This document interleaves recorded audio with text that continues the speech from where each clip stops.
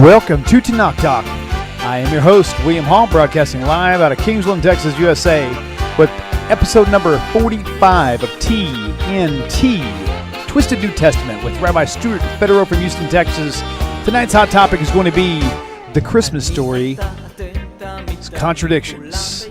So you're going to want to sit tight, keep a close eye on everything. What's my updates trying to do? I don't want an update. Let's snooze this baby. Isn't it weird how the timing of all these things are just so precise? Love it. Okay, so let me, Rabbi, good to see your smiling face again. Smile. Yay, good to see you. Always is. There we go. Give me a second. I got to get rid of this Windows updates. People on Facebook can see it, but people on YouTube can't. Let me see. Snooze. Remind me tonight. Yeah, let's just say snooze. Go away so we can actually record.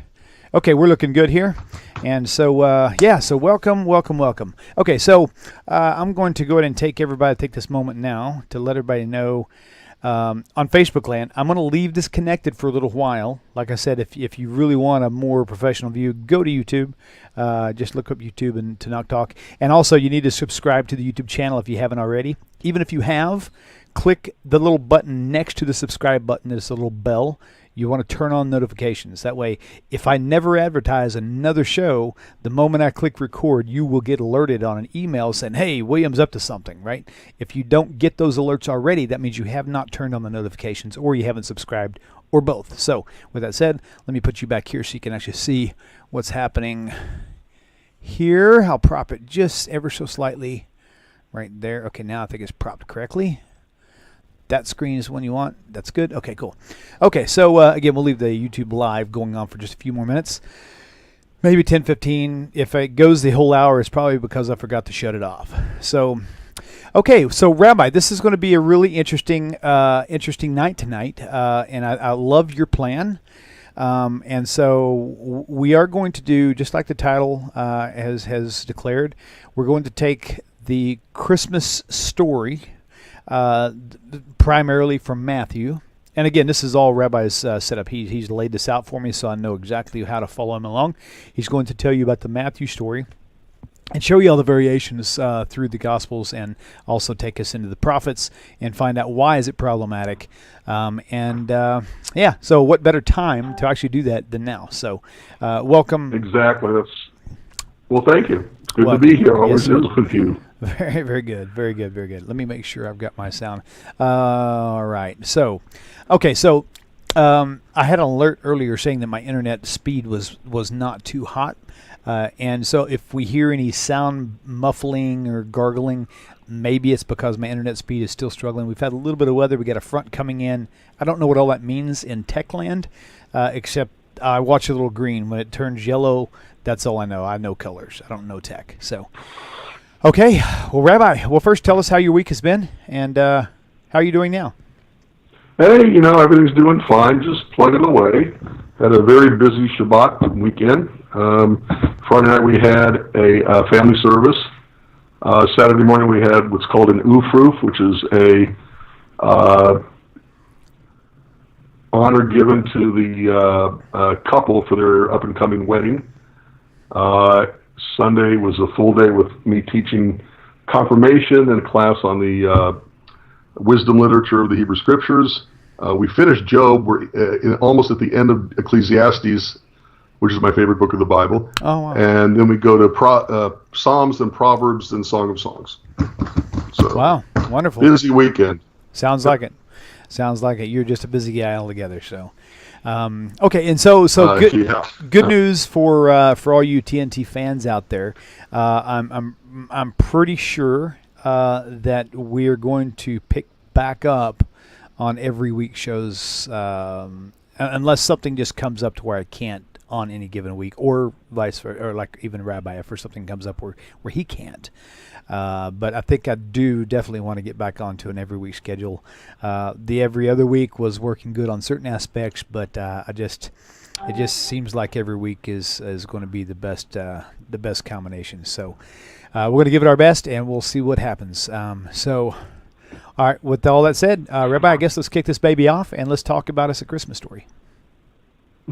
All right. Well, if you listen to the Christian community when they talk about the Christmas story, and you hear them give the Christmas story on specials or whatever, what they're telling as the Christmas story is a conglomeration of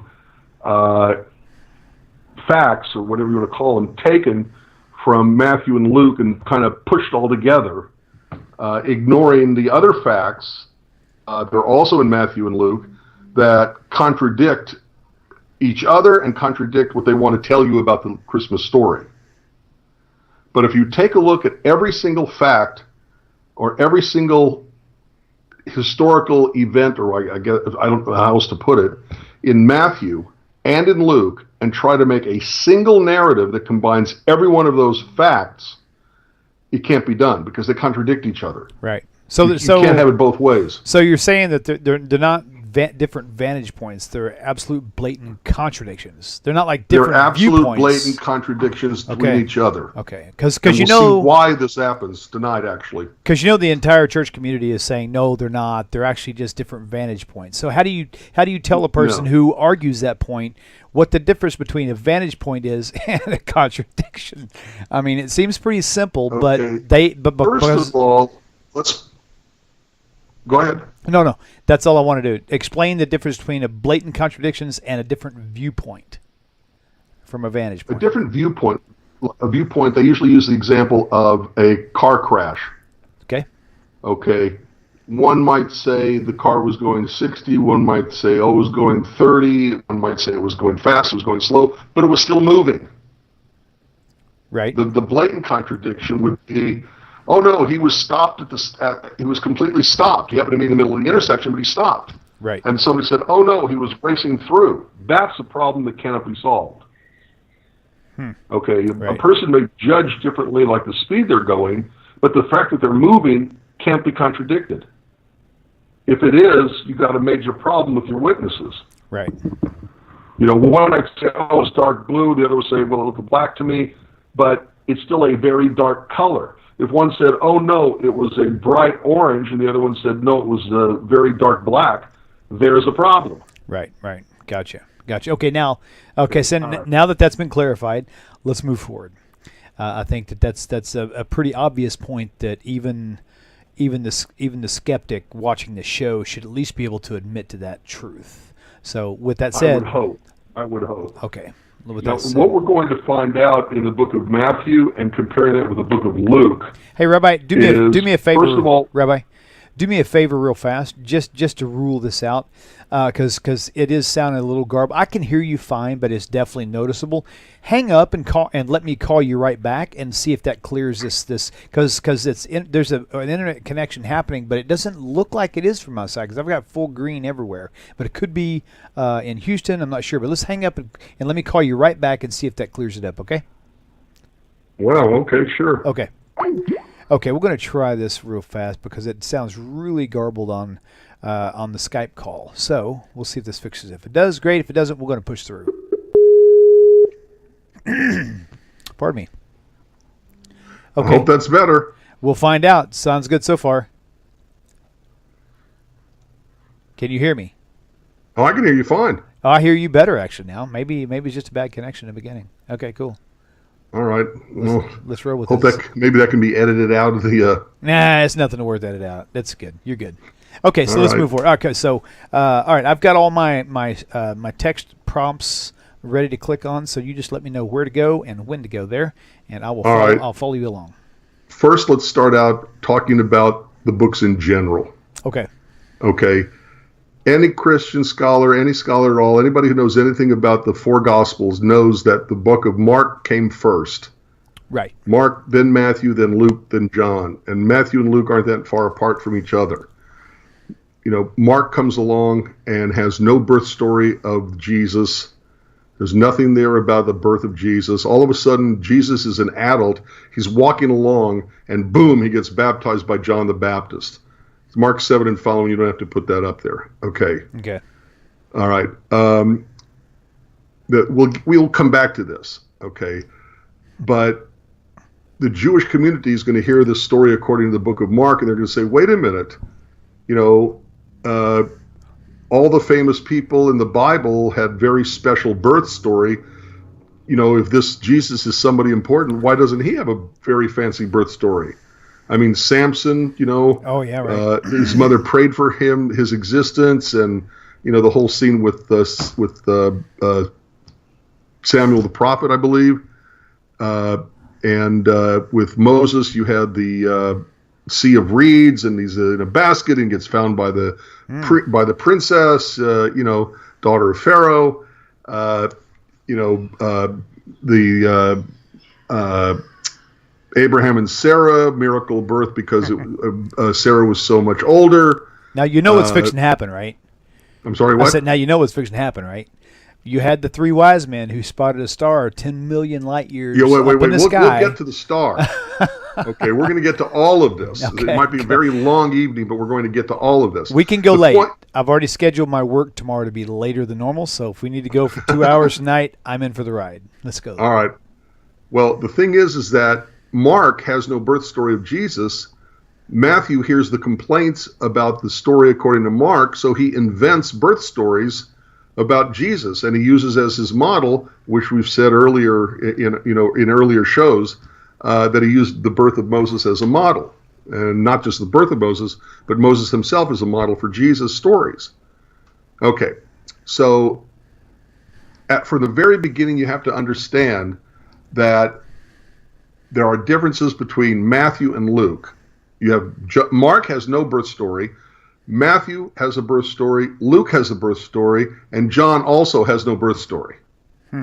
Interesting. We'll get to all of this, but there's interesting things about just that alone. We'll get to that later, I hope. Okay. Number one, you have to understand, you have to see in the text that Matthew, what's the ambiance? What is the mood of the country according to Matthew? According to Matthew, everybody's living in fear. Okay, we'll get to these verses, but Matthew's ambiance, everybody's living in fear. In Matthew, there's a story of the star, a magical star. Okay, now, I'm probably going to get this mixed up because the way you're facing me and how the cameras work, but if I get this wrong, you'll correct me, okay? Okay. According to the Matthew story, all right, according to the Matthew story, they start out in Bethlehem, okay? They go to Egypt, okay, which would be to the west, okay, and then they wind up coming back to the land of Israel, settling in Nazareth. So they start in Bethlehem, they go to Egypt, they come up to Bethlehem. Okay. To Nazareth. Right. Bethlehem, Egypt, to Nazareth. However, in the Luke story, they start in Nazareth in the north, come down to Bethlehem, and then go back up to Nazareth. Nothing is said, spoken, written, mentioned, anything about going into Egypt. Okay, you follow that? Yep. Okay. Next thing. According to the book of Matthew, there are wise men who come to visit Jesus at his birth in Bethlehem. According to Matthew, it's shepherds. Oh, yeah, right. Mm-hmm. Okay. And more, the funniest thing of all, I think it's funny, is that why in Matthew were they in Bethlehem and why in Luke were they in Bethlehem? The reason why in Matthew they're in Bethlehem is because that's where they're from. They're living in their house. Okay. There's no need. They're living in Bethlehem. Okay. They eventually have to leave their home, go to Egypt, and come up to Nazareth. There's no reason for an inn.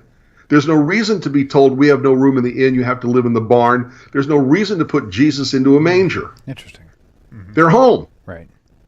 But in Luke, since they're starting in Nazareth, they come down to Bethlehem for a really dumb reason, and then they go back, and because they're visiting in Nazareth, they're coming from Nazareth because they're visiting in Bethlehem, they have to have a hotel to stay in, and there's no room in the hotels, and so they go into a barn. Right. These are very distinct things, among others, that cannot be reconciled between the two versions. Right. Gotcha. Okay. Now let's take a look at Matthew. And, Okay. For this, I'm hoping you can put this up on Yes, the I can. We'll do on the that. screen. I Okay. sure will. You got it. Matthew 1:18 coming right. Matthew, beginning with chapter 8, begin with chapter 1, but beginning with 18. Okay. Okay. First of all, Christians will say, "Oh, well, you have to understand the reason why the differences between Luke and Matthew is because Matthew was 2 years later." 2. Yes, they'll say 2 years later that Jesus was already a toddler. Oh yeah. Right. Okay. Oh okay. Running. Yeah, I got you. I'm sorry. I got you. I thought you meant the story of Matthew was written 2 years later. No. Oh, okay. The Gotcha. story about Jesus is where he's now 2 years old. Toddler, right? Got it. Okay. And this is simply not true because the text doesn't bear that out. Okay. In Matthew chapter 1, verse 18, it explicitly says, "Now the birth of Jesus Christ came about this way."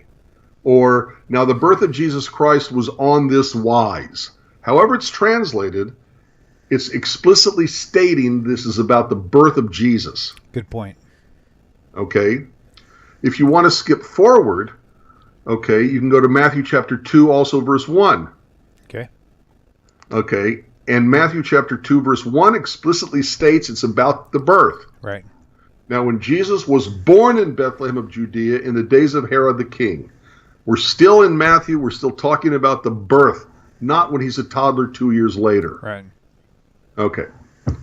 Makes sense. So understand that the whole Matthew story, there's this fear lingering over everybody. Okay? So each time we get to the verse of, the statement of importance, let's go back to Matthew chapter 1 again, verse 18. Okay. All right, let me see. Right here and here. Okay, got it. Okay. Let's look at this together. Okay. Now, the birth of Jesus Christ was on this wise, or happened this way. Okay. When, as his mother Mary was espoused to Joseph, before they came together, she was found with child of the Holy Spirit. Then Joseph, her husband, being a just man and not willing to make her a public example, was minded to put her away privately. But while he thought on these things, behold, the angel of the Lord appeared to him in a dream, saying, "Joseph, thou son of David, fear not to take unto thee Mary your wife, for that which is conceived in her is of the Holy Spirit." Okay, this is Matthew chapter 1. Everything that comes up before now is genealogies. Okay. So all of a sudden in Matthew, who does the angel talk to tell that person the revelation, okay, the announcement, the annunciation that Mary is going to give birth to the Messiah, to Jesus, to the Christ? It's told to Joseph. Right. Well, if you go to Luke, it's told to Mary. So in Matthew, it doesn't say anywhere where he was talking to Mary? Not that I know of. Okay, gotcha. Take a look. Maybe you can show it to me. Right. I just never, All right. I've never noticed it either way, so I'm figuring. But that shows you the differences that cannot be reconciled. Wow. It's either the angel told Mary, "Hey Mary, God's going to make you pregnant whether you like it or not." Oh, you like it? Oh, fine. But even if you didn't, this is what's going to happen. Okay. But in Matthew, God is speaking to Joseph.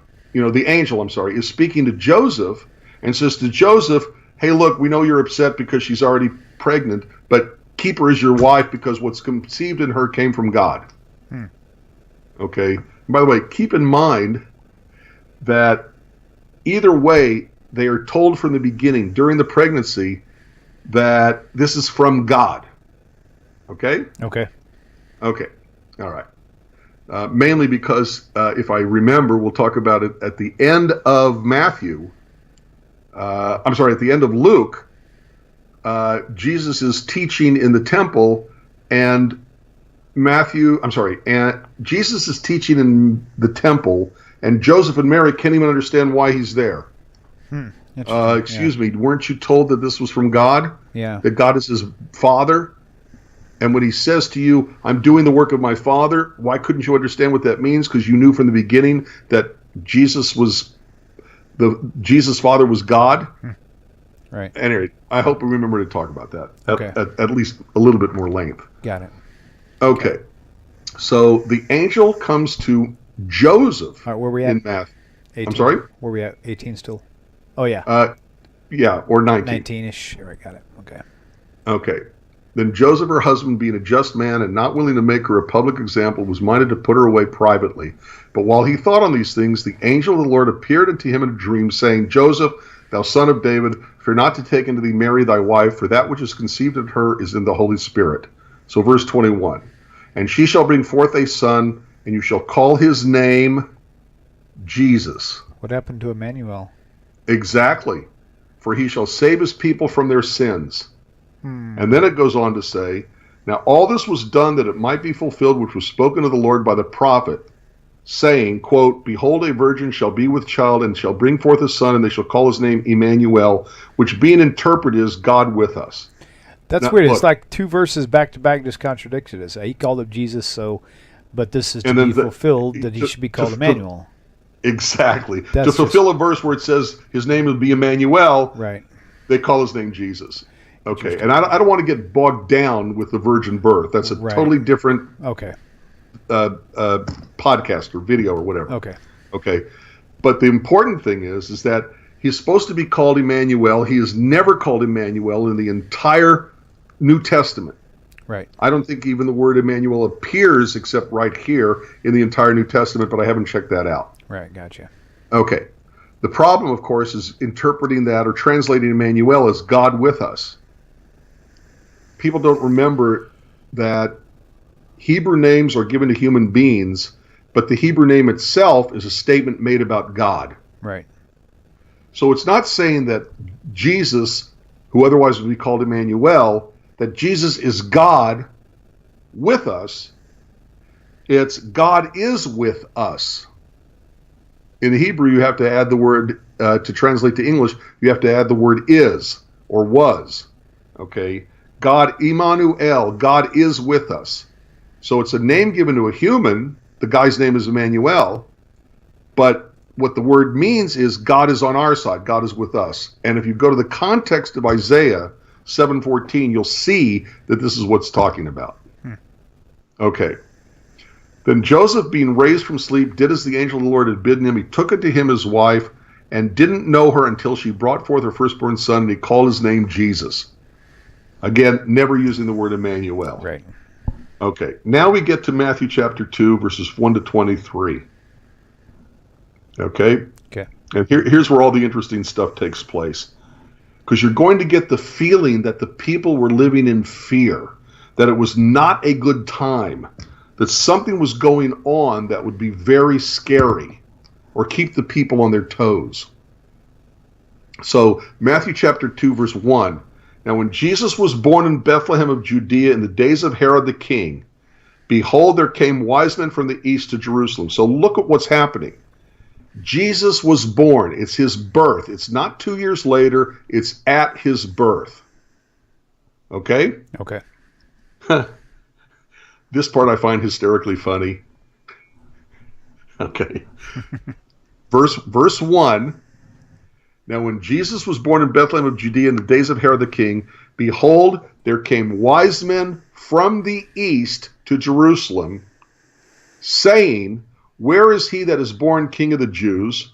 For we have seen his star in the east. Wait a minute. From the east, right. They're in the east, but they saw his star in the east. So did that mean it took 2 years to go all the way around the earth to the other direction? If they were in the east, wouldn't they have seen the star in the west? Interesting. So what does it even mean to say we saw his star in the east? And by the way, how far is the distance between that star and the surface of the earth? Yeah. Okay, and we're going to get to that. And for this, I wish I had a cartoon to be able to show you what they're saying. You know what? You know what I think? I have a little drone. Well, I was at a job site one time. I had the drone way up in the sky. It was probably only about 100 feet. But even at 100 feet up in the air, I had a hard time telling exactly where, if it was to drop out of the sky, even at 100 feet, I would have no clue where it would land. Right. Because you could, and by the way, if it was going to be right over Bethlehem, okay, you got the earth here, you got the people in the east, and the star is, well, it says in the east, but let's say it's in the west. Right. It's in the sky. It's way over here. It's not, right over the earth. Right. Okay. So that's interesting. Yeah. Very funny. Very interesting. Okay. But hey, when people read this, they go, ooh, wow. They knew about him in advance. Wow. Okay.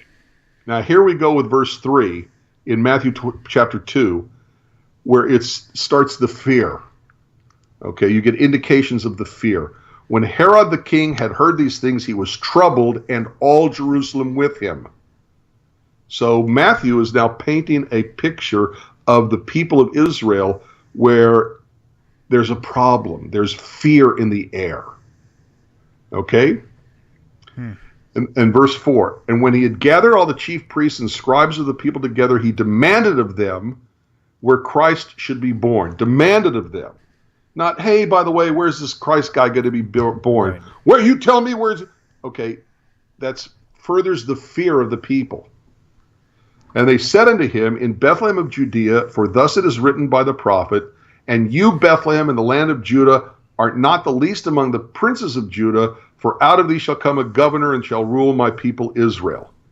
This is a reference to Micah, where he's saying that King David was born in Bethlehem, littlest of towns, insignificant little place. Oh, yeah. But out of David, all kings will come. So it's not saying that the Messiah has to be born in Bethlehem. What it's saying is that the Messiah's lineage will bring you back to Bethlehem. King David was from Bethlehem. The Messiah is to be born of King David, from the lineage of King David. So it's not really saying that the Messiah has to be born in Bethlehem. By the way, remember that according to the book of Acts, there were at least two people who were thought to have been the Jewish Messiah. Okay, Judah the Galilean and Theodos. I'm probably mispronouncing the Greek, but the Theodos. Not anywhere did they claim they were born in Bethlehem. Interesting. The idea that you have to be born in Bethlehem to be the Messiah is just simply nonsense. There have been 14 messiahs, false messiahs, people who had a Jewish following that the Jews thought the guy they were following was really going to be the real Messiah. Not any one of them said, oh yeah, I was born in Bethlehem. Right. So Jews have never believed the Messiah is to be born in Bethlehem. Okay. But again, it's contributing to the fear, the image, this nuance or ambiance of fear. Okay. They said unto him in Bethlehem of Judea, for thus it is written by the prophet, and it goes into that. Verse 7. Okay. Then Herod, when he had privately called the wise men, inquired of them diligently what time the star appeared, and he sent them to Bethlehem. Wait a minute. You have the wise men in the east who have this magical star that they're following, but this magical star takes them to Jerusalem to see Herod? Why didn't the star go immediately over Bethlehem, whatever over means, which we just discussed? Right. Okay. Why did it go to Jerusalem first? The answer is there were no magi. There were no, wise men coming to visit Bethlehem, coming to visit Jesus. They were made up to give Herod information. They're a literary gimmick. You see what I'm saying? Right. Because it doesn't make sense to have these wise men following this magical star that leads them to the wrong place, takes them to Jerusalem first, and then they have to go down to Bethlehem. Why didn't they go just straight to Bethlehem? Okay. So Herod asked them, when did the star appear? Okay. He sent them to Bethlehem and said, go and search diligently for the young child, and when you have found him, bring me word again that I may come and worship him also. And when they had heard the king, they departed, and lo, the star which they saw in the east, we already went over that problem, went before them till it came and stood over where the young child was. Two things have to be said here. The Greek for the word young child, okay, is paidion or something like that. Okay, properly, it's referring to an infant in the Greek, not a 2-year-old toddler, but an infant. Okay.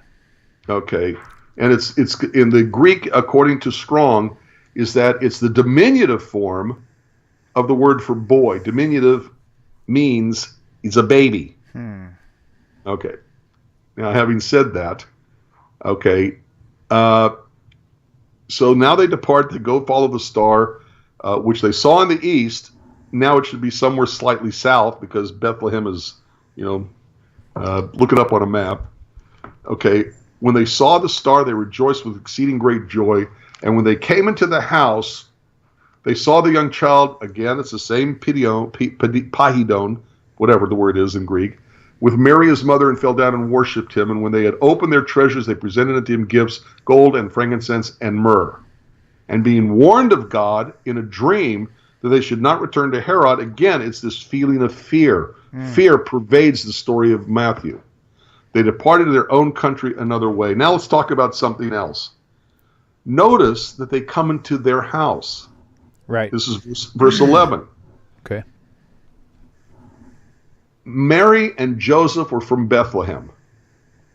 They have their own house in Bethlehem. They have no need for a hotel, for an inn. They have no need to be told the inn is full, you'll have to sleep in the barn.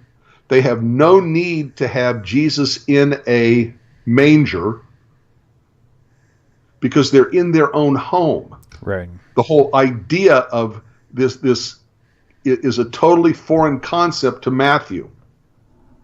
Okay, we'll get to this when we get to Luke too. Okay, so they get warned of God to not go back to Herod, and they leave, and they leave. Okay, verse 13. Okay, chapter 2, verse 13. Okay.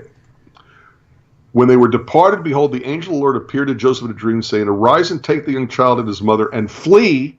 See, now it's flee. That's another sign of how the ambiance was fear. Pardon me. Okay, right. They're flee into Egypt and be there until I bring you word, for Herod will seek the young child to destroy him. When he arose, he took the young child and his mother by night and departed into Egypt, and was there until the death of Herod, that it might be fulfilled, which was spoken by the Lord by the prophet, saying, Out of Egypt have I called my son. Okay, so where does that come from? It comes from Hosea, but give me a second. Oh, okay. The point is that they are trying to come up with an excuse of why they can't just go stay in Bethlehem, and they're creating this image of a prophecy that Jesus fulfills by going into Egypt and then coming out of Egypt. And they claim that this is a specific statement made by a prophet as a prophecy, as it says in verse 15, spoken of the Lord, spoken of Jesus. But if you take a look at Hosea chapter 11, verse 1, okay, take a look at Hosea chapter 11, verse 1. Okay, got it. Let's see. There it is right there. Sorry about that.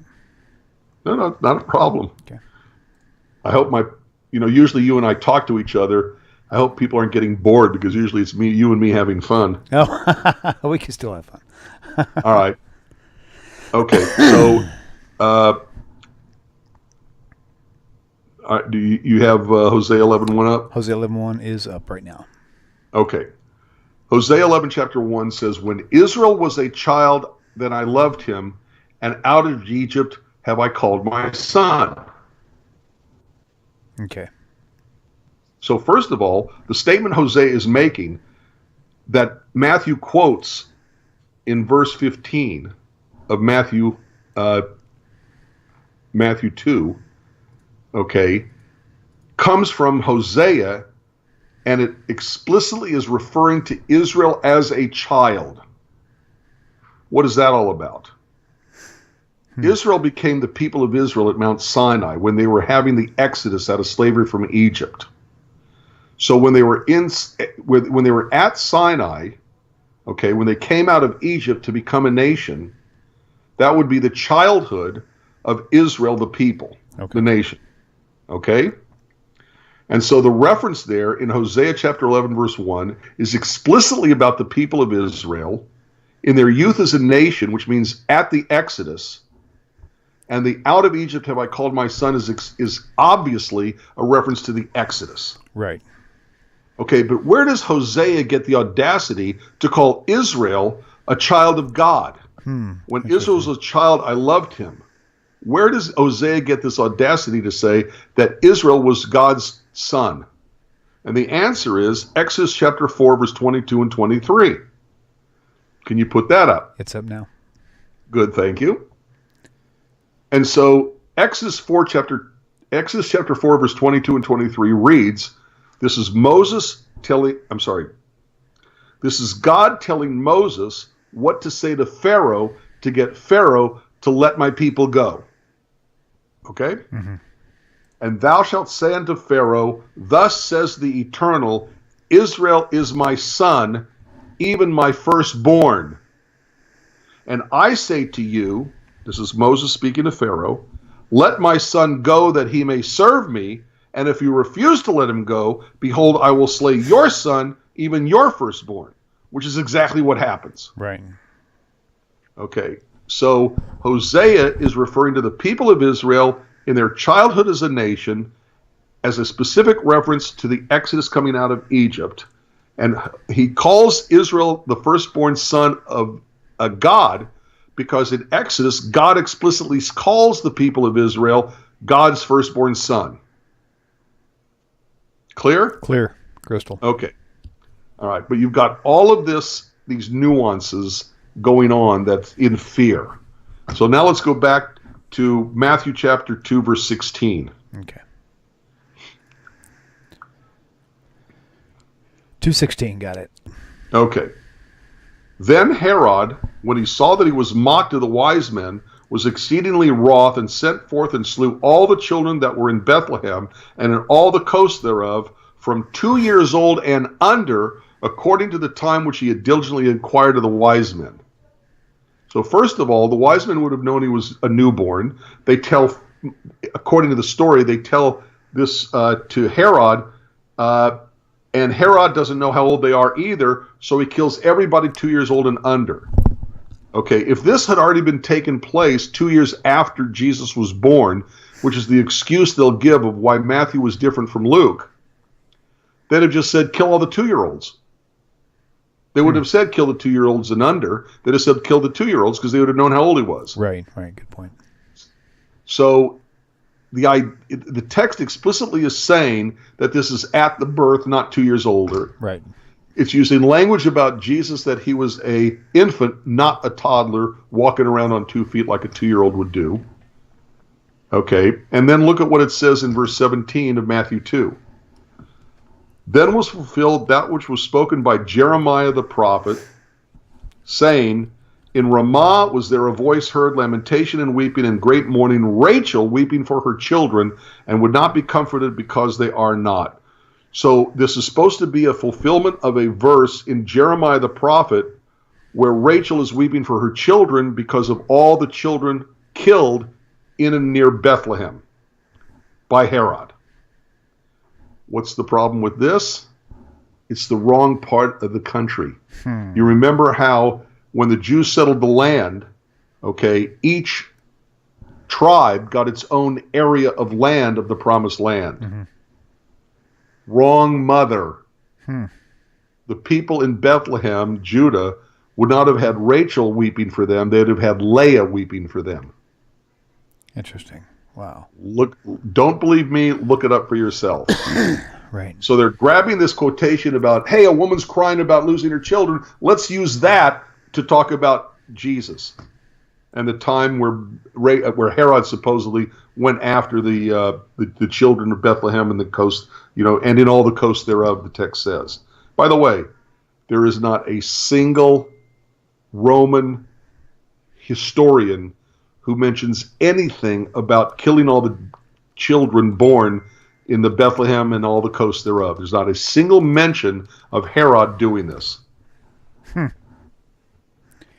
That's another interesting thing in general about the New Testament. With so many, with the dynamics of the New Testament, the way the story's told, and how immaculate everything is, and how everything was such miracles and stuff.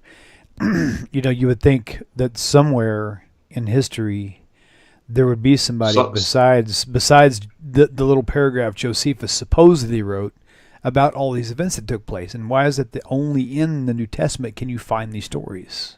Exactly. It is in history. It's stories made up to make it look like Jesus fulfilled prophecy. Gotcha. Okay. And we'll get to that very soon, by the way. Right. Okay. So here you have this passage, okay, which is supposed to be about a woman weeping for her kids because of all the kids who were murdered by Herod. It's not even the right mother. It's not even the right Interesting. Wow. person to quote. Okay. Now verse 19. Okay. But when Herod was dead, behold, an angel of the Lord appeared in a dream to Joseph in Egypt. Okay, you got this on screen? Got it. Okay, but when Herod, verse 19, but when Herod was dead, behold, an angel of the Lord appeared in a dream to Joseph in Egypt, saying, Arise and take the young child and his mother, and go into the land of Israel, for they are dead which sought the young child's life. And he arose and took the young child and his mother, and came into the land of Israel. But when he heard that Archelaus did reign in Judea in the place of his father Herod, he was afraid to go thither. Remember again, it's all about fear. Right. The nuance, the ambiance of the people was fearful. Notwithstanding being warned of God in a dream. Wait a minute. What does it mean being warned of a dream? God just said it's okay for you to go back to Israel. Oh no, it's not okay. Go to the Galilee. Why all of a sudden, why didn't God tell Joseph in the dream, go straight to Nazareth, don't go back to Galilee because I know Archelaus is already there or going to be there. You see what I'm saying? Right. Yep. Nonsense. Okay. Again, it's just... Exactly. It's all made up stories. Just say it so it sounds nice. Don't think about how factual it can be. It doesn't jive with everything else. Right. Okay, now we get verse 23. And he came and dwelt in a city called Nazareth, that it might be fulfilled, which was spoken by the prophets, he shall be called a Nazarene. And in every English translation, the statement, he shall be called a Nazarene, is set apart in some way to make it look like it's a quotation from a prophet. Right. There is no quotation anywhere of any prophet, anywhere in the Tanakh, anywhere in the prophets, anywhere in the Tanakh, where the statement, he shall be called a Nazarene, is to be found. Right. And they'll say, oh, well, you don't understand. Nazarene is like the word netzer, which means branch, and Jesus is the branch of King David. Excuse me. The text reads that it might be fulfilled, which was spoken by the prophet, he shall be called a Nazarene, meaning that a prophet said, he shall be called a Nazarene. Show me the verse in the prophets in the Tanakh. Right. It's not there. It doesn't exist, right. Another example of how they make up a verse and then create a story, invent a story to make it look like Jesus fulfilled that verse. Right. So here we have seen where the nuance of the people is in fear. There's a star of Bethlehem which has its own problems, because if they're in the east, they saw a star in the east. Does that mean that they were further out in the east and the star was closer to Jerusalem, but between Jerusalem and the east? In which case, how low to the ground was it? Wouldn't it burn up the earth? Okay, if it was in the sky, it would be, True. All right. In the Matthew version, they go from Bethlehem to Egypt to Nazareth. Okay, Matthew has wise men, magi. Magi, like the word magician, people who can, see the future, who know that the child's going to be born and go to see him as a baby. And he's in they're in their home city. They don't have to go to an inn. There's no inn story, no room in the inn, no manger, no nothing, because they're already in their home. So these are, you can't contradict this. You can't say, oh, well, that's just witnesses who didn't know any better. Right. You cannot write a story that incorporates all of the facts of Matthew into a single narrative with all the facts of Luke because of the contradictions between the two. Okay, before we get to Luke, though, I just want you to see in Mark that Mark chapter 1, verse 7, there's no birth story of Jesus. He begins as an adult. He's walking around. John the Baptist says, "Oh, here he comes." And he baptizes him, and that's the beginning of his ministry, according to the book of Mark. Right. Okay. Okay. So, and John the Baptist is who it's talking about. And he preached, saying, "There comes one mightier than I after me, the latchet of whose shoes I'm not worthy to stoop down and unloose. I indeed have baptized you with water, but he shall baptize you with the Holy Spirit."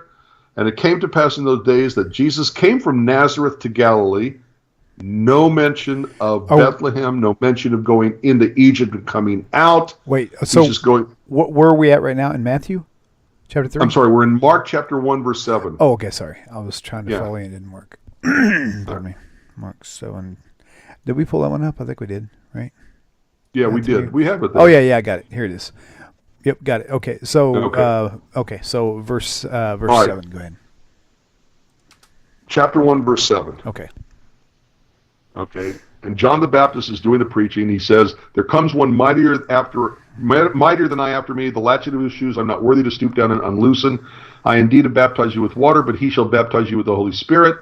And it came to pass in those days that Jesus came from Nazareth of Galilee and was baptized of John in Jordan. No mention of Bethlehem, no mention of going out to Egypt and then coming back into Nazareth. He's just walking around, and Jesus says, "Here he is, that's the guy." And he baptized John in the Jordan. I'm sorry, but John baptized him in the Jordan. Verse 10, "And straightway coming up out of the water, he saw the heavens open, and the Spirit like a dove descended upon him. And there came a voice from heaven saying, 'Thou art my beloved Son, in whom I am well pleased.'" Now, a couple of things about this. Mark, as we've said, was the first gospel to have been written. It gave rise to an early heresy of the church called adoptionism. And you can look this up, Google it. Okay, this was based on the book of Mark, where Jesus is walking around and all of a sudden he gets baptized, and then a dove, or the Spirit like a dove, descends on him, and a voice from heaven says, "You're my son, I'm well pleased with you." It's like Jesus was a human being like any other person, and God adopted him as God's son. Said, "I pick you, you're now my son. Thou art my beloved son." Okay, and it gave rise to an early heresy, a heresy of the early church called adoptionism, which of course was squelched and precluded by the invention of the Matthew and Luke stories of the birth of Jesus. But according to Mark, there's no birth story. Jesus begins as an adult. Okay? Got it. Okay, now we're going to take a look at Luke. Okay. Luke is probably, the details of Luke are the ones that are most known by the stories that circulate at Christmas time about the birth of Jesus, about Christmas. So take a look at Luke chapter 2, verse 1. Got it. Okay. We're going to find out in the Luke story that it's a time of peace. It's a time of tranquility. You don't have people running here and there afraid of Herod and all this. I don't even think there's a mention of Herod in this passage. We'll see it if there is or not. Okay. You've got shepherds who are in the fields with their sheep. It's a tranquil ambiance. It's a very peaceful time. Okay. In Luke, there is no Star of Bethlehem mentioned, which is pretty interesting, because you'd expect some sort of earth-shattering, star that shines all of a sudden to be mentioned by Luke, right, somewhere in Luke. Okay. As I said, it's shepherds instead of wise men go to visit Jesus. Okay. Again, they have this myth that the Messiah has to be born in Bethlehem, but Jesus was known as Jesus of Nazareth, so they have to have an excuse of why he was known as Jesus of Nazareth, but he was born in Bethlehem like the Messiah is supposed to be. So the way Luke does it is they go from Nazareth to Bethlehem back to Nazareth. Okay? And because they were coming to Bethlehem but living in Nazareth, they needed a hotel, an inn, and that's where you get the whole no room at the inn. They had to stay in a barn, and he was placed into a manger, the trough that cattle and horses eat out of, because of the soft hay that would have been placed in there. Totally different facts according to Luke than we found in Matthew. So now let's take a look at this Luke story. Okay. Chapter 2. And it came to pass in those days that there went out a decree from Caesar Augustus that all the world should be taxed. And this taxing was first made when Cyrenius was governor of Syria. And all went to be taxed, every one to his own city. What? William, where were you born? In a hospital. I'm just kidding. In a barn. No, I'm just kidding. In Oklahoma.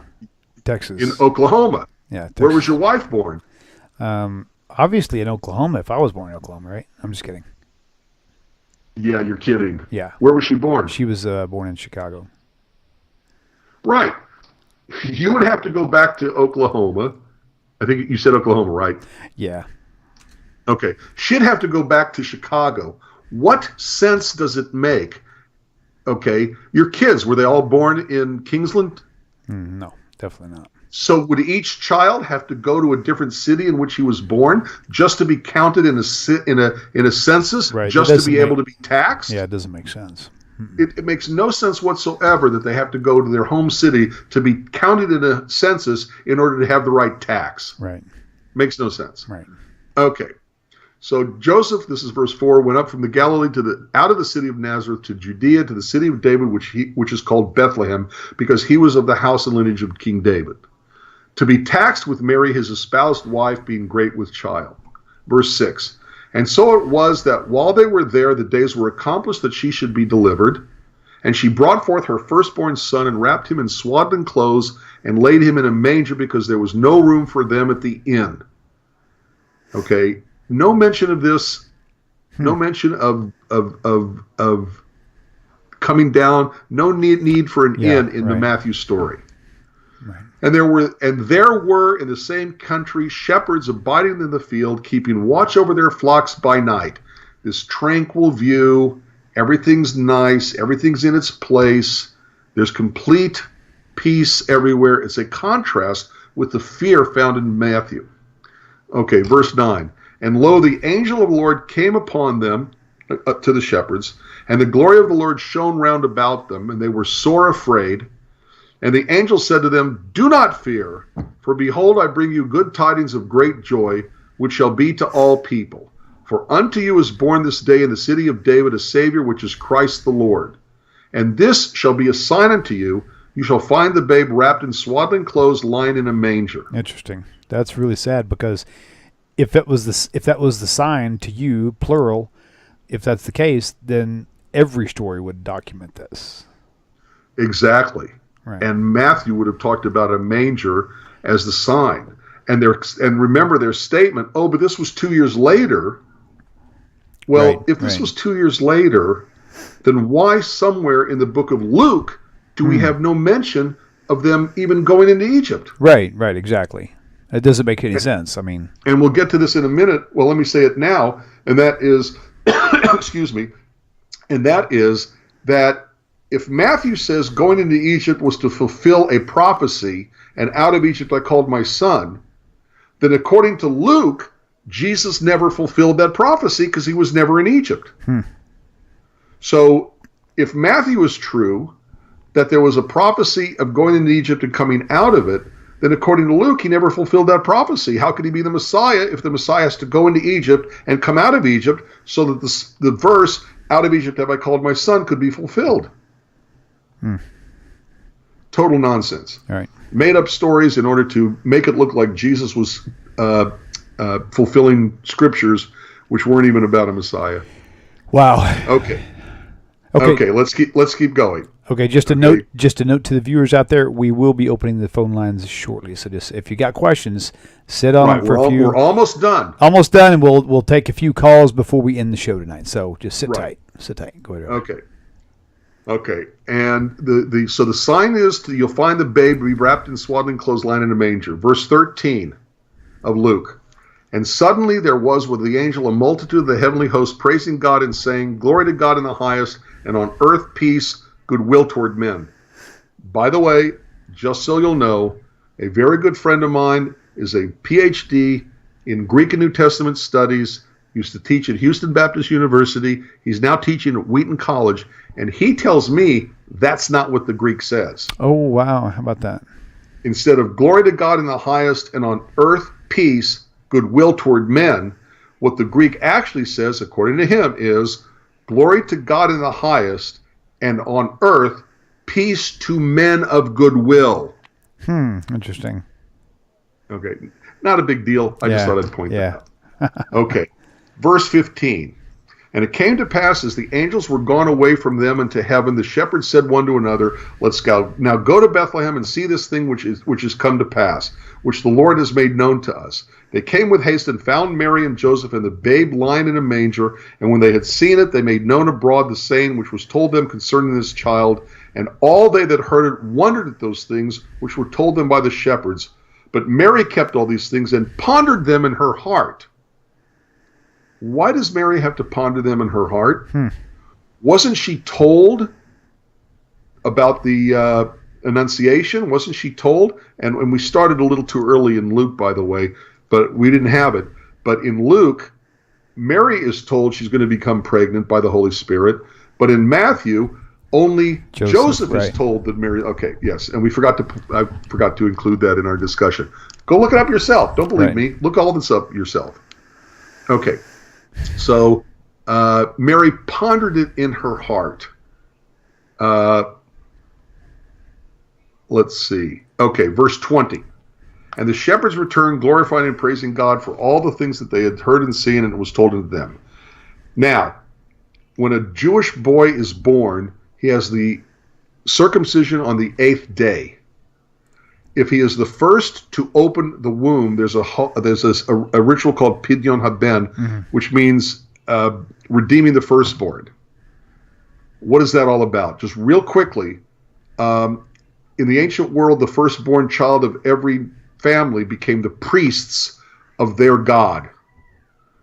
For example, quickly, and this could be a whole nother class, every single plague of the 10 plagues against Egypt were actually against the gods of Egypt, not against the people of Egypt. Right. And the 10th one, the killing of the firstborn, what did that accomplish? First of all, it got rid of the next god because Pharaoh was considered to be a god. Hey, William, imagine that, a human being god. But it kills off the next god, and it also kills off the next god's priests, which are the firstborn of the land. So the 10th plague was against another god, namely Pharaoh. Right. Okay. Interesting. So, okay. Because of that the Jewish boys were saved, okay, they were consecrated to God, and they were supposed to serve in the temple like all the other pagan gods. Oh, wait a minute. God says, but these firstborn sons you're going to redeem, because I have the Levites who are going to serve in the temple. I don't need the firstborn of every family. But they get redeemed. How do they get redeemed? A certain amount of money is given to a Kohen, a priest, to basically buy them back from having to serve in the temple. And that custom, going back to Exodus, is preserved even to this day. So what we're going to see in the text here, after the shepherds returned, verse 21, and when 8 days were accomplished for the circumcision of the child, his name was called Jesus, which was so named of the angel before he was conceived in the womb. Remember, Mary is told, and Joseph is told that the child is going to be called Jesus, not Emmanuel. Okay? Right. Now, all right. Okay, verse 22. And when the days of her purification according to the law of Moses were accomplished, they brought him to Jerusalem to present him to the Lord. As it is written in the law of the Lord, every male that opens the womb shall be called holy to the Lord. That's the Pidyon Haben, the redeeming of the firstborn. And to offer a sacrifice according to all which is said in the law of the Lord, a pair of turtle doves and 2 young pigeons. And behold, and here we're going to have miracle stories. We're going to have a few incidental little things that help indicate that Jesus really was in fact the Messiah. So verse 25, and behold, there was a man in Jerusalem whose name was Simeon, and the same man was just and devout, waiting for the consolation of Israel, and the Holy Spirit was upon him, and it was revealed unto him by the Holy Spirit that he would not die before he had seen the Lord's anointed, the Lord's Christ. And he came by the Spirit into the temple, and when the parents brought in the child Jesus to do for him after the custom of the law, then he took him up in his arms and blessed God and said, Lord, now let thou thy servant depart in peace according to your word, for my eyes have seen your salvation.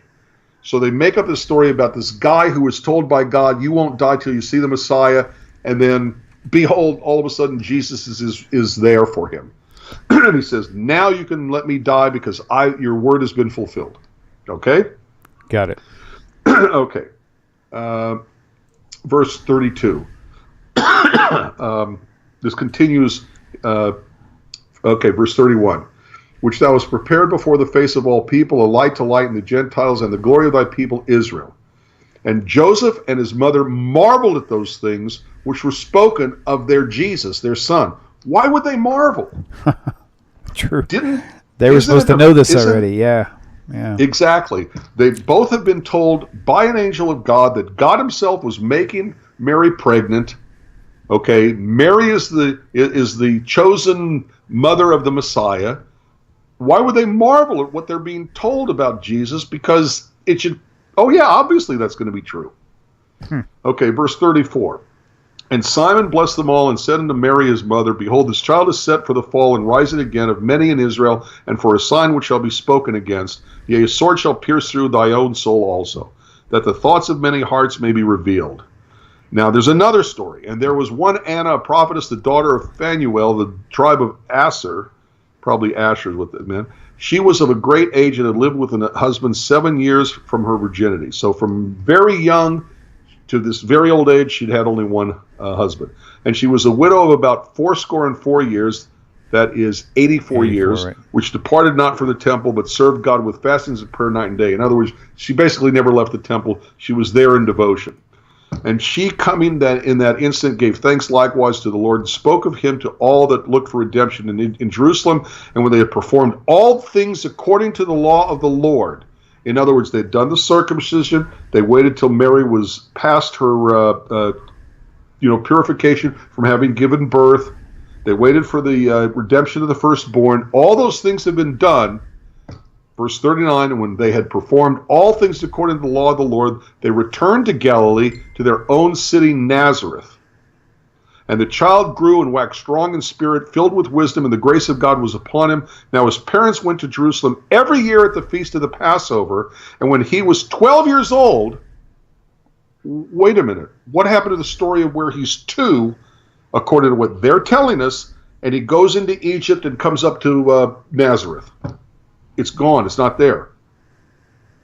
If Christians are going to say Matthew was 2 years later than Luke, then why does Luke completely skip that story and go straight from birth to being 12 years old? Right. Okay. Interesting. The whole thing is interesting because you cannot create a single narrative that explains every aspect of this, because there's too much contradiction and too much of it simply makes no sense. Mm-hmm. Like having to go to your home city where you were born in order to be counted in a census in order to know how much taxes you owe. Okay. Interesting. For sure. All right. When he was 12 years old, they went up to Jerusalem after the custom of the feast, and when they had fulfilled the days as they returned, the child Jesus tarried behind in Jerusalem, and Joseph and his mother didn't know it. Wait a minute. They only have one kid, and they're leaving, and they don't realize that he's not with them? What really good parenting that is. I was thinking the same thing years ago. I was like, oh my God. That's interesting. Again. Yep. Okay, 44. But they, supposing him to have been in the company, went a day's journey, and they sought him among the kinsfolk and acquaintance. And when they found him not, they turned back to Jerusalem seeking him. And it came to pass that after 3 days they found him in the temple, sitting in the midst of the sages, doctors, whatever, both hearing them and asking them questions. And all that heard him were astonished at his understanding and answers. He's 12 years old, but boy, he really knows the Bible cold. And when they saw him, they were amazed, and his mother said to him, Son, why have you thus dealt with us? Behold, your father and I have sought thee sorrowing. In other words, why did you come with us? Why did you scare us like that? Okay, his answer, and he said unto them, how is it that you sought me? Were you not, didn't you know that I must be about my father's business? And they understood not the saying which they spoke to him, which he spoke to them. Well, wait a minute. Again, it goes back to this thing up there, why the parents were so surprised. If they had the Annunciation, okay, if they knew this was the Messiah, if they knew all the special things about their son and the trying to kill the firstborn, everybody of the age that he would have been, why would they be surprised at all this? Right. Again, it makes no sense. Right. Interesting. Okay. So you have all these details of Matthew where there's peace and a star and goes from Bethlehem to Egypt to Nazareth. They're wise men, and they were in their home city, no need for an inn. Whereas in Mark, there's no birth story at all. In Luke, it's a time of peace and tranquility, not a time of fear. There's no mention of a star. They have shepherds come to visit Jesus instead of wise men or magi. They go from Nazareth to Bethlehem to Nazareth. And they were coming to Bethlehem but lived in Nazareth, so that's why they needed an inn, plus all the little other things that were disagreeing with each other. And then finally in the Gospel of John, okay, it's just this weird, look, I've told you before, William, I don't understand mysticism. I'm not a Kabbalist. I don't get it. So maybe that's why I don't understand this mystical speech of John chapter 1, verse 1. Okay, in the beginning was the Word, and the Word was with God, and the Word was God. The same was in the beginning with God. All things were made by him, and without him was not anything made that was made. In him was life, and the life was the light of men, and the light shines in the darkness, but the dark couldn't understand it. Okay, in the beginning was knowledge, in the beginning was understanding, the beginning was, however you want to understand what the Word is. And the Word was with God, and the Word was God. So was the Word God, or was it only with God at the same time? And they'll say, it's the miracle of the great mystery, the Trinity. Mm-hmm. Right. And then all of a sudden, the Word was made flesh and dwelt among us, and we beheld his glory, the glory as of the only begotten of the Father, full of grace and truth. It goes on from there. Here's why I bring this up. First you have Mark, then you have Matthew and Luke, then you have John. The older the story is, the older Jesus is when he comes on the scene. What do I mean by that? Right. In Mark, he's an adult. In Matthew and Luke, he comes on the scene as an infant. Infant. Okay. And in John, he is the Messiah even before he becomes incarnated as Jesus. Wow. You see, yeah. The later the story is written, wow, the further back they put Jesus' existence.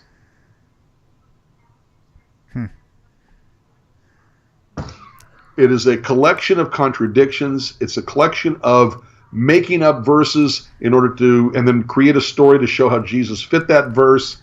Okay, it's making up stories to fit verses that never even had anything to do with the Messiah.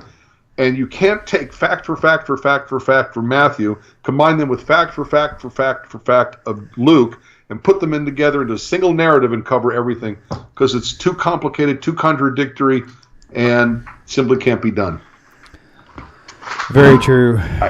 I hope that was all clear and not too boring. No, not at all. Not at all. But I will tell you this. We are effectively now, phone lines are open. So I don't know how many calls we can take. However, we will try to take your calls. So if you would like to give us a call. Oh, I said they're open. Give me 1 second. Remind me later. Everything wants to update all the time. Give me a break already. Okay, so, phone lines are open. Phone numbers on your screen, 855-95-BIBLE, 855-952-4253. So, let me turn this down so it doesn't blast us all out of the studio. I do know that Sean Cannon had a question he wanted to ask, and so we'll find out. So, we'll give it just about 2 minutes. If the phone hasn't rang in less than a couple minutes, then we may go ahead and tune this thing All down. right. I'm going to... Okay, now let's take a look at the live chat. I was thinking again about the star, right? Me and my kids Star of beauty, star of night. No, sorry. We were out in the front yard, gosh, I don't know, 3 weeks ago. It was really clear outside. And I was trying to point up at a certain star, right? I mean, I couldn't even point at a star that they could see. I mean, I literally had to take a super high powered laser that shines like, several miles in the sky just to get them even close. So the fact that they could actually see a star with their naked eye without a laser, without anything, and that just doesn't make any sense at all. There's your call. Shalom, welcome to the show. Please tell us your name, where you're calling from. Hi, I'm David from London. David from London, welcome to the show, sir. What's the question for Rabbi? Hi. So it's not really particular to do with Christmas. It's a question which I asked once, but you might have to sort of prepare for it. So maybe if it's able to prepare for it next week or something, then the question, the whole Daniel. 'Cause I know there's loads of these Christian prophecies, like 300, like loads of them, and one of them is the Daniel one. It's really complicated. But he's like a brilliant person to ask because he's always so to the point. He will just sort of be able to summarize what is this prophecy that Christians claim is in Daniel regarding the Messiah. Daniel chapter 1, you said? Complicated one. Pardon? Did you say Daniel 1? It might be Daniel chapter 9. I don't know. It's something to do with probably Daniel. 7 or 9, probably. Yeah, yeah. Okay, got it. Yeah, I did ask once before, but it was sort of, it might require some preparation because it's such a big, because it's like the sort of the big one that they use that's really sort of intricate with all these little things. So if he needs to prepare them, maybe perhaps next week, then perhaps he could let me know. But that's my question really. Okay. I think we didn't. All right, and you're right. By the way, it's a very complicated thing. They're trying to take Daniel and use Daniel's statement as a way to show that the timing of the coming of Jesus was according to a schedule that Daniel speaks of. And it's just very weird. Right. But seriously, that would take so much. That'd take a whole show, really. Right. Might be a good topic to tackle. Like Daniel 970 weeks is another one that's really good to dissect. So. Well, I think that's what he's referring to. Okay, so what is? Yeah. I mean, I'm just asking you if it's possible to do it at some show at all with Rabbi Federow. Absolutely. It would be so great to hear. Gotcha. Absolutely, that's not a problem at all. It is complicated, and it's made more complicated by how Christians try to manipulate it. But we'll get to that. Okay, I will, however, have Rabbi comment on 722. So thanks for calling in, my friend. Wait a minute. Okay. Thanks, Dave. Bye. Yeah, 722. You said Daniel 7. Yeah, 22. Until the Ancient of Days came and judgment was given to the saints of the Most High. Right. Well, this is a statement clearly about the Messiah. Okay. Wait, 22? Yes, 722. Yeah, but that's a reference back a few verses. Okay, guy. I just scanned it and I saw it just now. 7:14. Oh yeah, actually, that's the one. 7:14. Right. Yeah, 13:14. I saw in the night vision, behold, one like a son of man came with the clouds of heaven and came to the Ancient of Days. They brought him near before him, and there was given to him dominion and glory and a kingdom that all people, nations, and languages should serve him. His dominion is an everlasting dominion, one which shall not pass away, and his kingdom that which shall not be destroyed. Okay, this is a messianic image that they're creating, where the Messiah is a human being. That's why he's called a son of man, Ben Adam. Okay, that's language of a human being as opposed to God. Right. Okay, he is presented before the Ancient of Days, which is a reference to God. So you've got a human being presented to God, and to him is given dominion and glory and kingdom.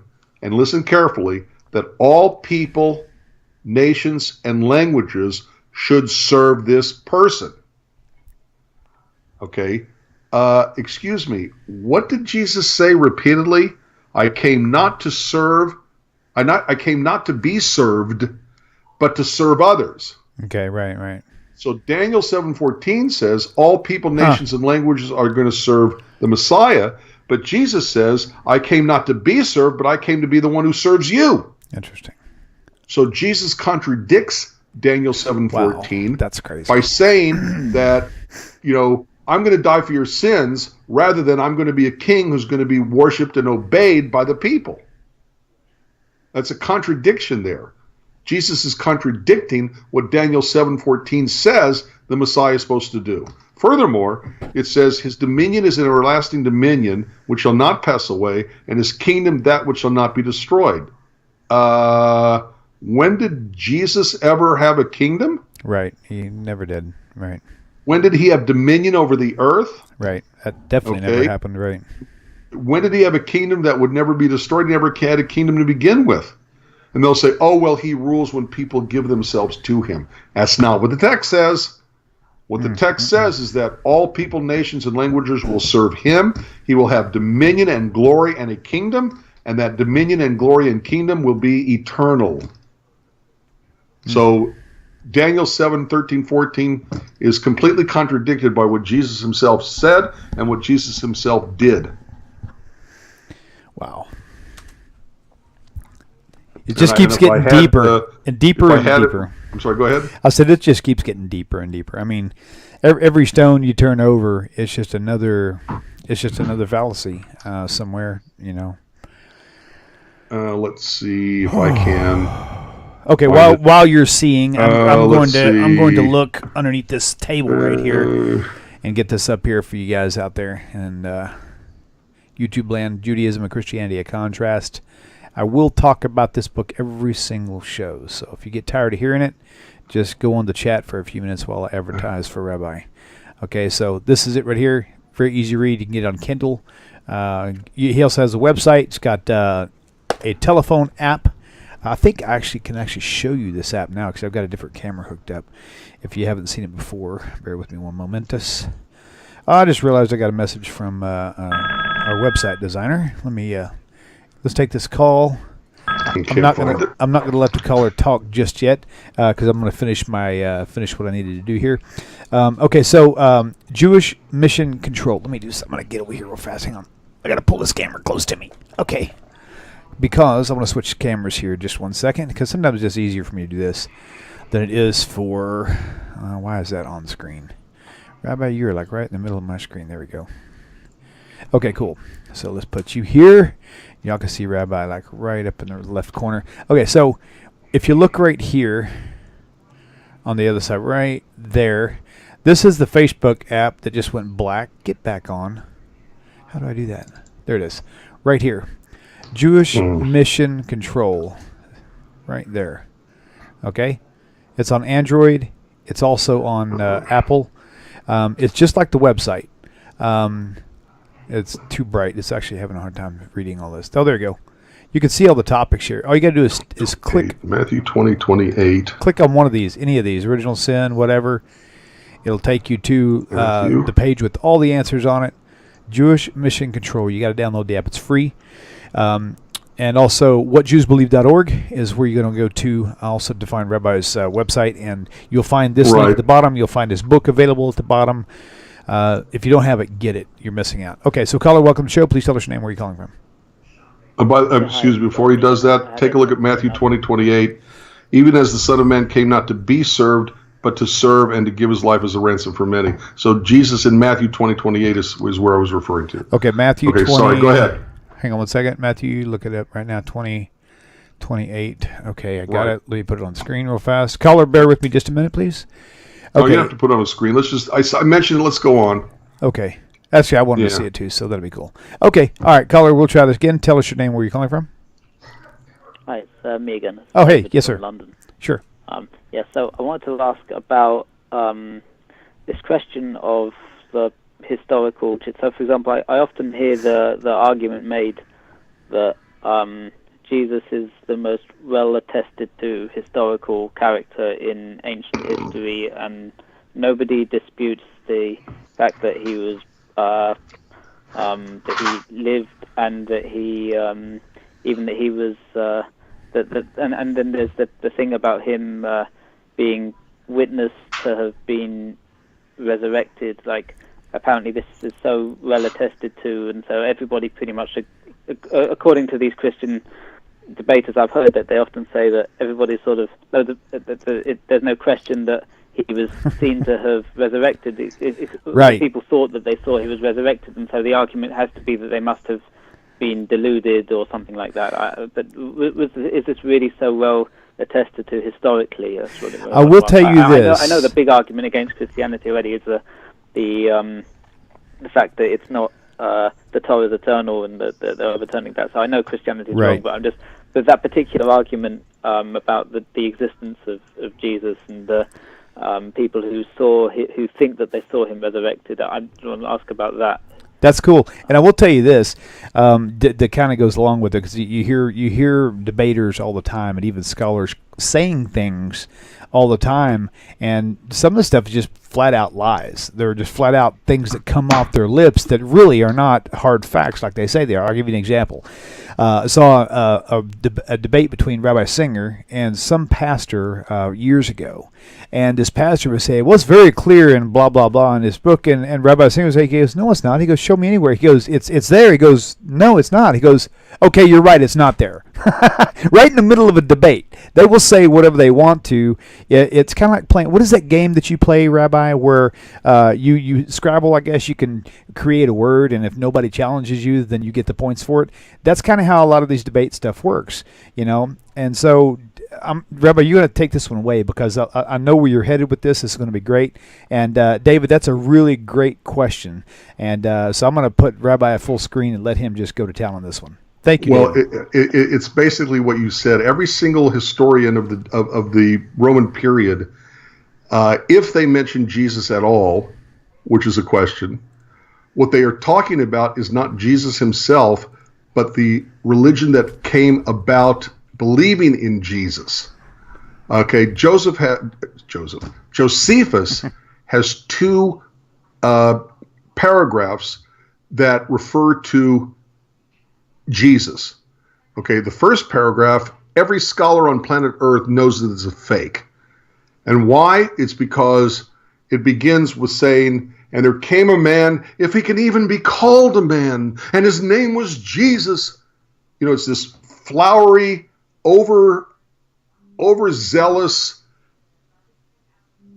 I don't know what to call it, praising of Jesus, okay, which Josephus himself simply wouldn't do as a historian. Okay, Jesus the man, if he can even be called a man.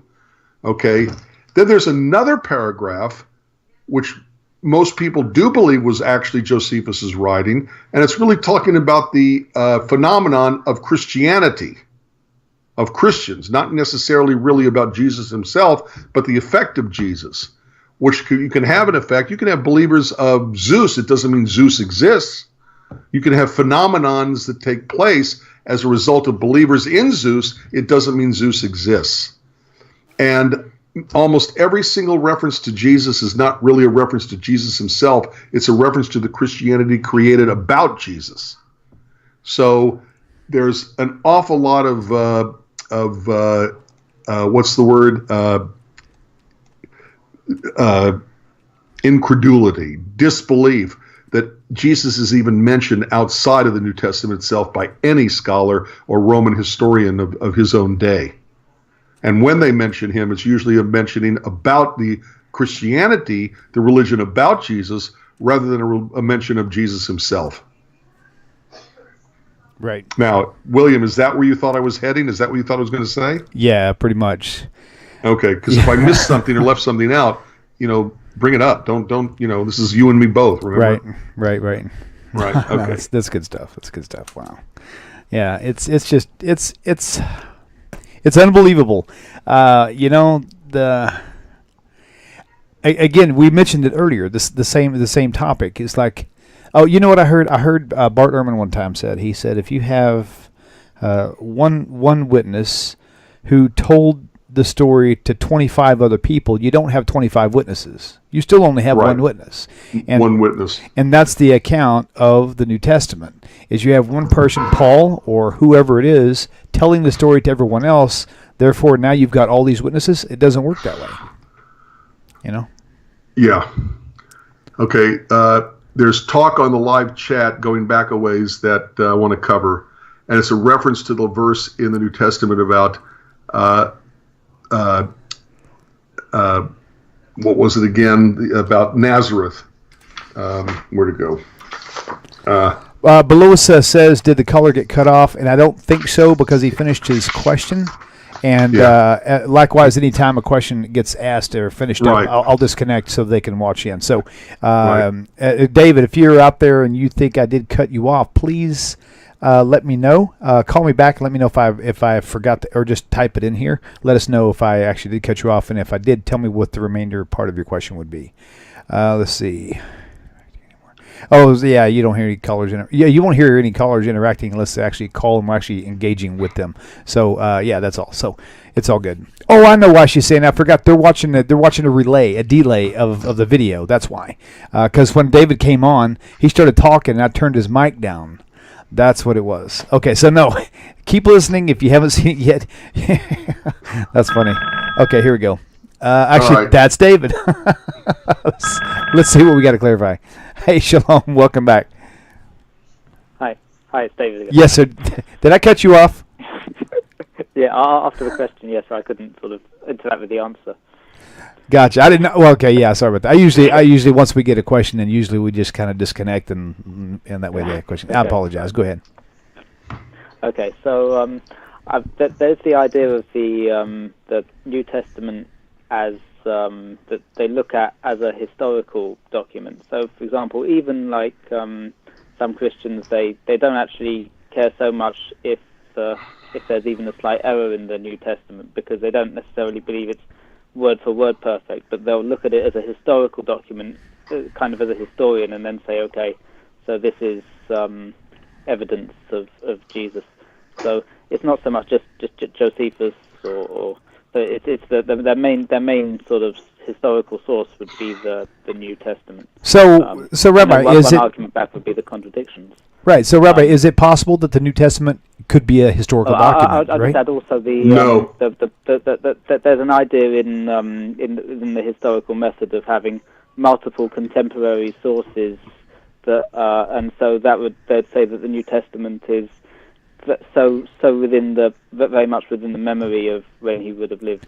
But the problem is there aren't any documents. I mean, the only documents that we know that are out there is the New Testament documents and Josephus, which had a forgery in like maybe a half a page forgery that wasn't even his input to begin with. There were no other historians that wrote about Jesus. So their claims that there are, they need to really produce these documents. Let us see them. Yeah. And what they will produce are paragraphs or sentences that really are talking about the phenomenon of Christianity, right? Not about the historical existence of a person named Jesus.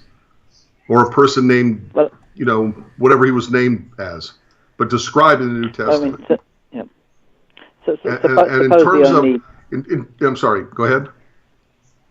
Suppose the only real his so-called historical documents they have is the New Testament. I'm just wondering. Exactly, and I wouldn't call them historical. I would explicitly call them religious documents. The reason is because, as we went over tonight, just with the birth story of Jesus. Okay, and we did the same thing with the Passover narrative, what's called the Passion narrative at Passover time. The contradictions are so blatant and impossible to make them coincide.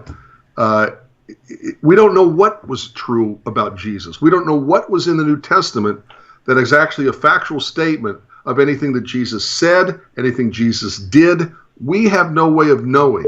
Because the documents of the New Testament were written by believers, and they were written to prove and to show that belief. So it's very, I think it's impossible to view the New Testament in any way, shape, or form as historical documents. That's one thing. Wait, I'm talking about the Gospels here. I don't see how they can be considered historical documents, because we don't know what part of it is historical and not made up. There's not enough of it that corresponds with each other correctly. And there's an organization called what's it called? The Jesus. I can't remember what it was. There are something like 80. I don't remember how many scholars of Christian scholars who are trying to find the verses that are actually historical to Jesus, and they vote on their opinion on what is or is not historical. And one of the criteria for determining if a verse is historical is if the verse taken literally contradicts what Christians believe about Jesus, that they'll say is historical. David, let me ask you. But if it goes along with Christian theology, especially of the immediate, the time period immediately after Jesus, then they'll say, oh, that was made up and put in there. So even they don't know what they're doing. They're just going by personal opinion, scholarly opinion, but opinion nevertheless. Right. So I wouldn't consider the New Testament to be history at all, but rather religious documents created by believing Christians to prove their religion to be true, or to explain or respond to objections about their religion. You got Mark, but you got no lineage in Mark, and the Messiah is supposed to be able to trace his lineage back to King David through King Solomon without going through certain people. So Matthew, hearing of this objection to Mark, creates his lineage. Luke also hears the criticism of Mark, and so he creates his lineage. But the two lineages don't jive with each other, because they're invented in order to answer the question, what's the lineage of Jesus, and how does he prove he's from the house of David? Right. Okay. David, what would you say to somebody who said that you'll tend to have, sometimes even with eyewitness testimony in a court, there could be contradictions? Because the contradictions are not where one person says it's a dark blue and the other person says, no, it's black. The contradictions aren't that the car was going 80 miles an hour, no, it's only going 60 miles an hour. They're both agreeing that the car was moving. Right. If one says the car was stationary and the other one says, no, it was going 80 miles an hour, now you got a problem. It's an irreconcilable difference. Right. And the issues that are raised, the differences that are raised between the four gospel stories are not the one says it's blue and the other one says it's black. They're contradictions that cannot be reconciled. Right. Quick question. Okay. And there are even more obvious and more blatant contradictions. Quick question. What does it mean to have the last words of someone? It means the last words they spoke before giving up the ghost, before dying, before kicking the bucket, before whatever euphemism you want to use for dying. It's the last words they speak before they die. What were the last words of Jesus? One says, it is finished, and he gave up the ghost. And that's Luke. The other one, John says, into thy hands do I commit my spirit, and he gave up the ghost. Well, no, wait a minute. If the spoken words before giving up the ghost, meaning he died, meaning he kicked the bucket, meaning he passed away, however you want to understand the word to die, when it says he gave up the ghost, that means he died. And one says the last words were, it is finished, and the other one says the last words were, unto thy hands I commend my spirit. You can't have it both ways, you can't and they are an that. irreconcilable difference. I mean, to really make it a little bit more clear, it is finished in one gospel. Maybe the other one, maybe another gospel could have said, I am blemished. Okay, that's pretty close. There's three words that sound similar. Right. That could have happened. But one says three words, it is finished, and the other one says, unto thy hands I commit. I mean, you've got a paragraph spoken or a long sentence so it is. It's irreconcilable, and the content, right? And the meaning is different. It's right. You cannot reconcile these differences. They are clear. They are concise. They are words spoken by Jesus just before giving up the ghost according to the verses themselves. Right. They're incompatible, contradictory to each other, and cannot be reconciled. Man. David, I'm glad you called back. Okay, thanks. Yeah. That's some good topics, man. But by the way, the next question you want to ask, taught to me by Rabbi Tovia Singer, okay? Was Mary told that Jesus was resurrected, or was she not told that Jesus was resurrected when she goes to the grave? Look it up yourself. Interesting. Okay. Good stuff. Thanks. Thank you, David. Yeah. Shalom Aleichem. Thanks. Take care. Bye. I learned that from Tovia Singer. Yeah, that was a really You were deep with one. us, Yeah. William. Yeah, oh, that was, man, I wish that was a recorded event. He said Well, you're so not kidding. many things on that 2-hour round He trip. is so brilliant. It is I was like, why? inspiring to me. I was like, why couldn't we catch 5 minutes of this to put on Yeah, air? really. It was just so rich, man. It was so rich. Okay, let's take this call. Caller, welcome to the show. Please tell wanna us your cover something name real quick. and where you're calling from. And actually, tell us your name, where you're calling from. Rabbi, don't forget what you were going to say. Oh, I won't. Hey, this is Ron. I'm calling from New York. Hey, Ron. Just wanted to say thanks. This show has been really important to me. I've been in the process for 3 or 4 years now, and I have a question that I'm not comfortable, maybe asking people in my community about, so I Sure. figured you guys would be good to answer this. If we know. When I'm trying to remember whether it's the Amidah or I can't really remember, but at a certain point you say the word Yeshua in the context that it means redemption. And Okay. Right. I just cringe when I say that word because I know what it means, and I lived a former life as a Christian.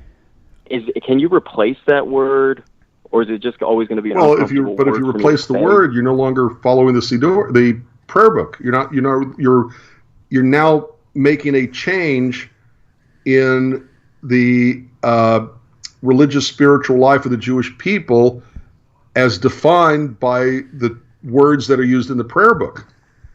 And I understand what you're saying because of this whole perversion of Yeshua and misuse and misrepresentation of it. I got news for you.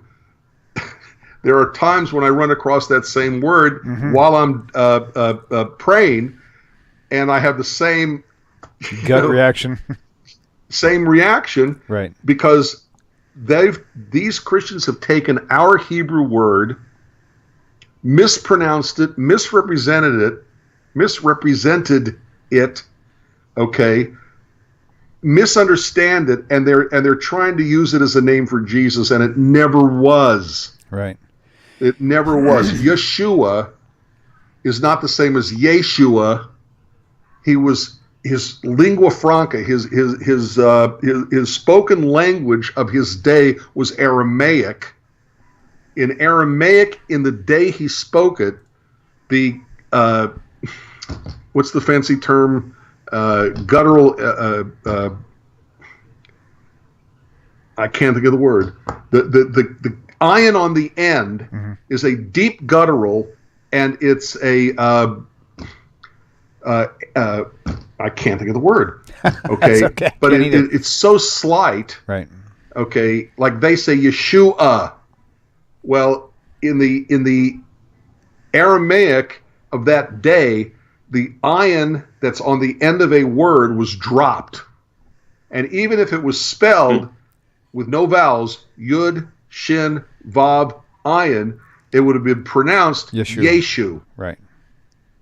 Okay, and Christians will say, Okay, so "Oh we no, aren't that was actually made up because pronouncing the name Yeshu of means a false god. Yimach Shemo v'Zichrono. May he and his memory be blotted out." That's not how things work. Right. Okay, first, William, I'm using you. Aren't you lucky? First, you get the name William, then you get the name Bill. Right. Okay, Yeah, first you get the name, then you get the nickname that comes from it. So first his name was Yeshu, pronounced Yeshu, because that's how the Aramaic name would have been pronounced. And then you get a later rabbis who were making fun of him by making it stand for something else. Okay, but Yeshua, he was never called in his life. Grammatically, it would have been Yeshua. Okay, but it was Aramaic, not Hebrew, and therefore would have been Yeshu. You know, one thing that Even if it would have been spelled out with the ayin, it was not pronounced. one thing you could think Okay. about it from a different perspective now is Christianity and Messianic Judaism has basically stolen that name and applied it to their God. Exactly. Now you can do one of two things. You could let them keep it, or you can take that name back and put it back in its proper context. So if you try to avoid using it, you're basically letting them keep that name they stole. We need to take that back and start using it in its proper context, and before you know it, it'll start feeling more natural to you, not so And the word gut-wrenching. Yeshua, he was never called. It had been Yeshua. Right. Nor was he told to be And- called that either. And right, he was supposed to be Emmanuel, Yeah, as we right. talked about tonight. Right. Okay. All right, awesome. That makes me feel a lot better. Thank you. All right, Cool. I hope it does, but I know exactly how you feel. Okay, it's one more time where they're taking something that's ours, and I would love to have anyone, show me a Messianic Jews for Jesus, Hebrew Christian, whatever you want to call it, document from 500 years ago where they called Jesus Yeshua in that document. Right. The calling Jesus Yeshua, the earliest that could go back to would probably be the 1950s. Wow. Okay, I'd like to see a document in Christianity from the 1800s where they said that the name of Jesus would have been Yeshua. Just show it to me. Right. Prove me wrong. Yeah, because if you think about it, the Messianic movement didn't even happen until this last 100 years sometime, 50, It 60 really years. didn't. They'll say, oh, well, there were always Jews who converted to Christianity. And unfortunately, I'm sorry to say, that's true. Right. But they were never called Messianics. Right. They were called Hebrew Christians. Okay. And it's really a phenomenon that's only like maybe 1800s. Yeah. Okay. You always had Jews converting to Christianity, just like you always had Christians converting to Judaism and becoming Jews. But the Jews who converted to Christianity didn't have synagogues just for them, called Messianic synagogues. Okay. They would be absorbed into a church. They were never distinguished or set apart. They never had their own clubs, their own organizations, their own religious meetings, their own, and they didn't have a Saturday morning Shabbat service. That is a modern phenomenon created by Martin Rosen, who was a Baptist minister 12 years before he created an organization to missionize the Jews, which he renamed Jews for Jesus. Originally, it was the American Board of Missions to the Jews, as a result of reading a book by Donald McGavran called Understanding Church Growth, where he talks about faking people out by making it look like you're not leaving your ethnic group or culture by becoming Christian, to entice them to become Christian. So it's a modern phenomenon, and they're the ones who invented this whole Yeshua stuff. Well, listen, brother, thank you for calling in, and welcome out. It was about 3 years that it took me to finally come out like publicly. So after 2 to 3 years, Passover kept revisiting me on this one, and that was my trigger. But yeah, it took me about 3 years before I finally came out. Also, from the first time I started really questioning it. So keep studying. You're doing a great job, man. And welcome home, basically. Awesome. Have a great night. Really, Oh, welcome thanks so home. Bye. Take care. Wow, cool. We got time for one more question. All right, well, before we get to the question, I just want to. They're talking about the use of the word Nazareth. Oh, I saw that. Yes, please. Nazarene. Please go there. Okay, Go there. Nazarite and all this, and it's very confusing, and it's also very bad Hebrew grammar. Don't say Okay, it. Yep. when they say that he shall be called a Nazarite, okay, they make up the verse and then show a story why he fulfilled that verse, because nowhere does any prophet say he shall be called a Nazarene. They'll say, well, it comes from the word branch. No, that word is netzer. It's a tzadi, not a zion. Okay, and Nazarite, as Kelsey Lynn wrote, Nazarite is a vow that you take. It's not a tribe, it's not a community, it's not a group of people, it's not a nation, city, state, county, whatever. It's a kind of a vow that one takes. And in order to obfuscate, in order to hide and whatever this fact that this verse is never to be found, they start making up, well, it really means he's like a Nazarite. It means he's a branch which is Netzer. And it's a confusion of words where they ignore the difference in Hebrew between letters. You change one letter in Hebrew, you change the whole meaning of the word. We have R-E-D and R-E-A-D. It's pronounced the same way, but it's still got the R and the D. Okay, red and red. Okay. Same with the vowels. Same with the vowels. Sorry? I said same thing goes with the vowels too. And you change the vowels, you change the meaning of the word. Yeah. I mean, it's like hat, heat, hate. Even in English, that changes it just by changing the vowels. Exactly. So that's a good example too, by the way, William. Good. Thank you, sir. That's good. So Nazareth is a town, okay, and there are many scholars who say that the town of Nazareth didn't exist at the time of Jesus. That's a whole historical question, okay? Mm-hmm. They'll say it means that he was a Nazarite, and that means, but that's a value take. It's not a town you come from, and it still must be said that there is no prophet who says, quote, and he shall be called a Nazarene. It just doesn't exist. So, at any rate. Wow. Well, it has been fun. Always is. It's been fun. It's been good. Oh, wow. Thanks for sticking around. I hope we didn't bore everybody with the Christmas story contradictions. I kindly doubt that just a little bit. So, a lot of good feedback on YouTube. There was a lot of viewers tonight, which is good.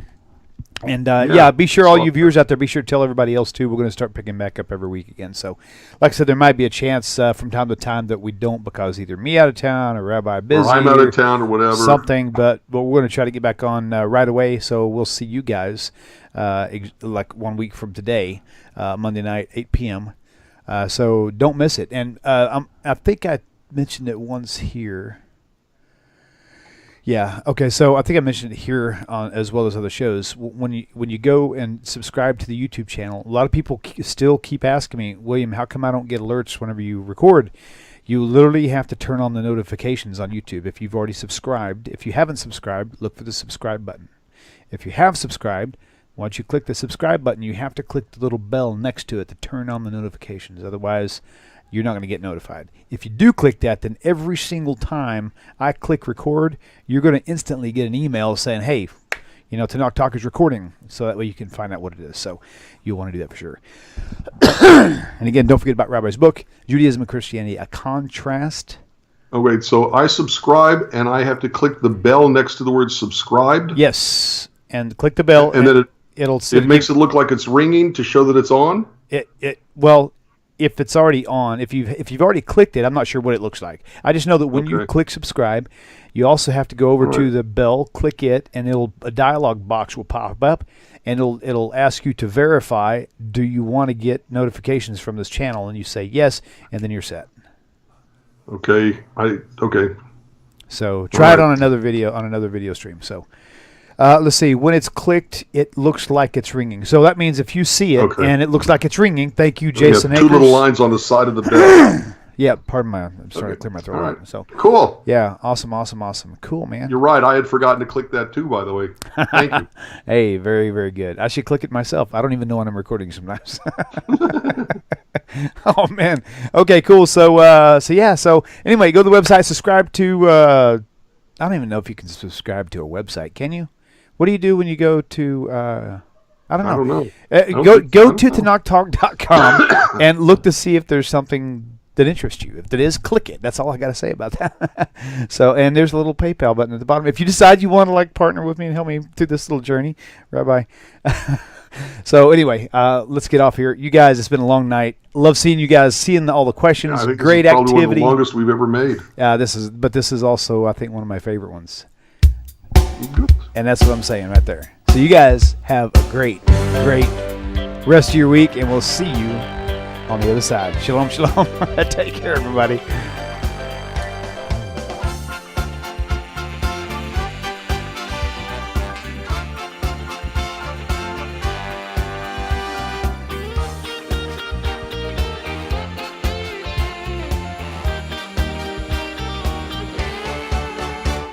אני אתה אתם תמיד תמיד כולם ביחד חשוב